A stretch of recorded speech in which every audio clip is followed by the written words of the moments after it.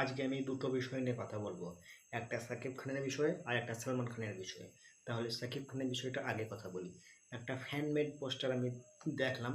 শাকিব খানের একটা মুভি আসছে, মুভিটার নাম বরবাদ।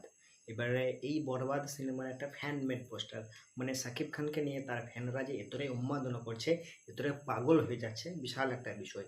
আর বাংলাদেশের একটাই সুপারস্টার, মেগাস্টার, কিং খান, সেটা হলো শাকিব খান, আর কেউ নাই। তো ওনার মুভি যখনই আসে তখনই একটা পাগলের মতো উন্মাদনা তার ফ্যানরা করে।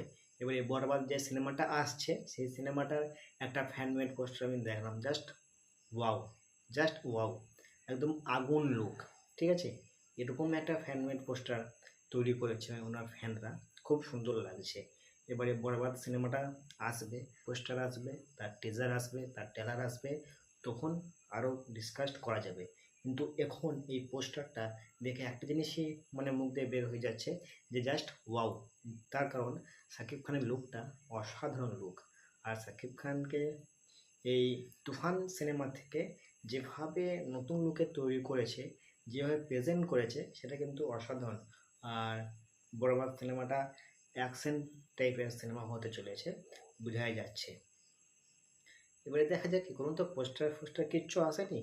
তবে এই ফ্যানমেড পোস্টারটা দেখে বোঝা গেল যে বরবাদ সিনেমাটা কি লেভেলের হতে চলেছে। দ্বিতীয় যে বিষয়টা নিয়ে কথা বলবো সেটা হলো সালমান খানের বিষয়ে। সালমান খানের একটা মুভি আসছে সিকান্দার বলে। ওই সিকান্দার মুভির সেট থেকে কিক টুর একটা পোস্টার কিন্তু ছাড়া হয়েছে। ঠিক আছে, ওটা কিন্তু ওই যে পোস্টারটা আপনারা দেখতে পাচ্ছেন, ওটা সিকান্দারের সেট থেকে এবারে ব্যাক সাইড থেকে নেওয়া হয়েছে সালমান খানের মানে ছবিটা। তো খুব সুন্দর লাগছে সালমান খানের।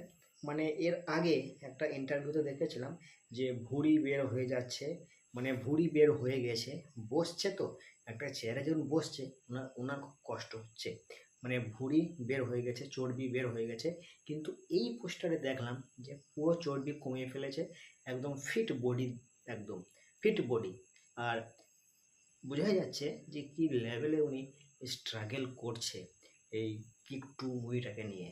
সালমান খানের যদি কিক টু যদি ফ্লপ হয়ে যায় তাহলে কিন্তু বিশাল একটা ব্যাপার হয়ে যাবে, মানে সালমান খানের কেরিয়ারই ধ্বংস হয়ে যাবে।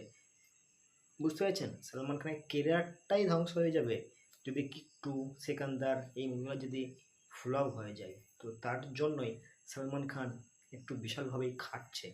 তো যাই হোক, খাটাটা খুবই দরকার। তো যাই হোক, আজকের মতো ভিডিও এখানে শেষ করছি। তো বাই।